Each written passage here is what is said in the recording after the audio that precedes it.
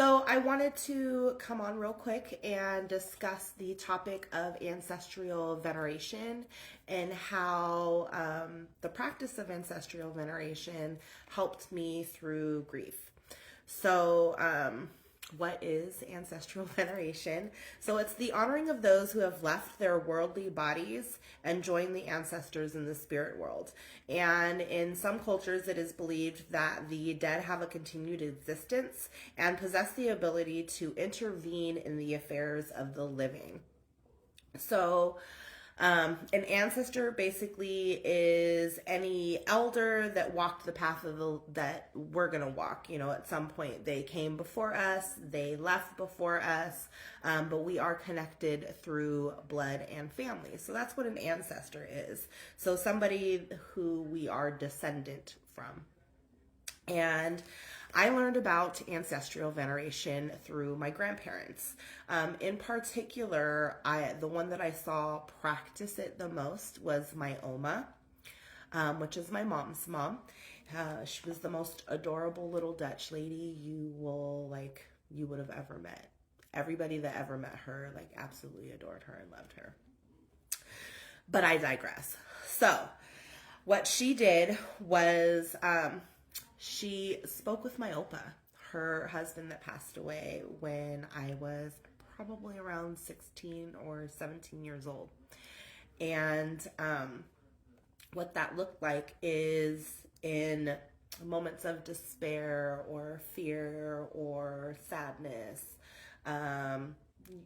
usually more on the negative side of things than the positive side of things, she would light a white candle and she would basically say a prayer, like a Psalms usually, and then she would basically have a conversation with my Opa and ask for his help or his guidance in whatever was bothering her during that time. So she liked to call it like light magic. I don't know, maybe it's because I was a kid and she was trying to make it more entertaining, but that was kind of like my first introduction into ancestral veneration. Then I started to read about it and learn more about it on my own, and I really started practicing it when my Oma passed away. She was my best friend, and it was really hard. Losing her, I felt like I lost a piece of myself. And I couldn't call her. I couldn't hear her voice. It was just really hard. I still have trouble processing it sometimes, and I miss her every day. So I apologize for my emotions.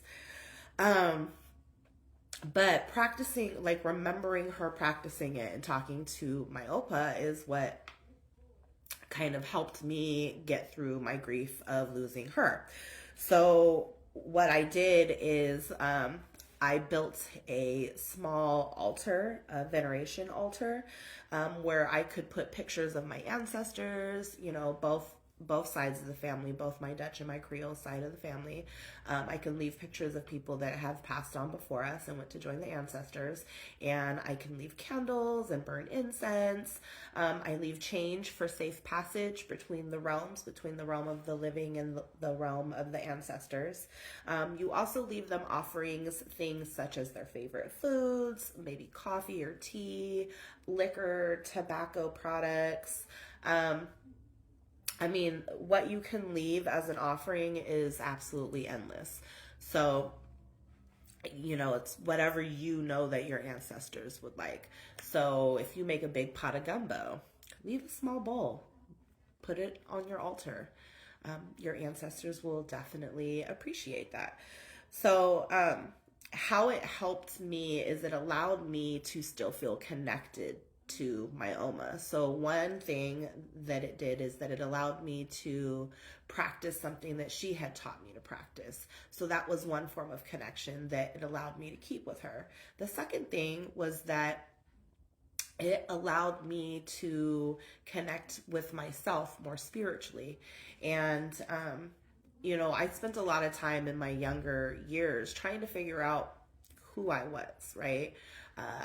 I'm mixed. I don't really look mixed. I'm really light skinned. I have straight hair. I didn't fit into all the different, categories in school. I was raised Catholic, but was taught about voodooism and stuff like that through some of my family members. And when I had shared some of that information with friends back in high school, they kids can be cruel. Let's just say that. Kids can be very cruel. So it was very difficult for me, and I ended up shying away from it because of the judgment that I felt because of it. And so I tried to focus on my Catholicism. But when I had questions in regards to the Bible or the religion itself, looking for guidance, I could never find the answers. And when I asked for them, like went to the priest or did whatever, they can never direct me to where I needed to be to find those answers either. So I spent a lot of time looking into a lot of different religious and spiritual practices. And I learned a lot from a lot of amazing people, made a lot of connections, but it wasn't until I started to revert back to the things that both my grandparents on both sides of my family had taught me, to where I felt, okay, this is where I belong. This is the practice that I need to do. This is who I truly, authentically am, right? So building that altar made me feel connected. It made me feel like I was kind of completing that circle. So I have pictures. My dad passed away. It'll be a year, April 3rd. I have pictures of my dad up there, my Nana, my Grandpa Jack. I have a rosary that my Opa wore when he was fighting in World War II on there. I have Palo Santo sticks, sage, all different types of or forms of representation for my family. And what I do is I'll light candles, I'll sit there, and I will have conversations with them. I don't necessarily need to be at my altar when I have it, but it does help with that connection.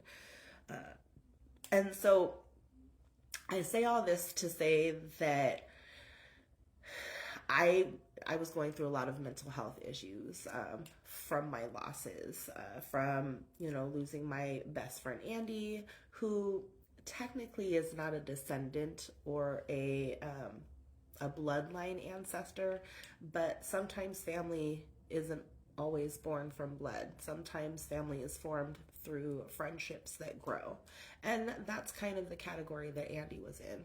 So I have representations of all those that came here before me and passed on before me.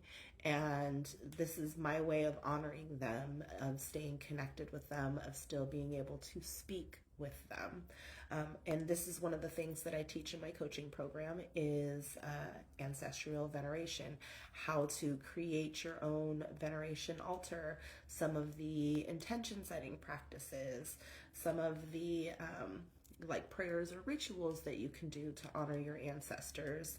I teach you all of these amazing things. We have open conversations about it. I want people to understand that honoring your ancestors is not devil worshiping. It's not going against the Bible.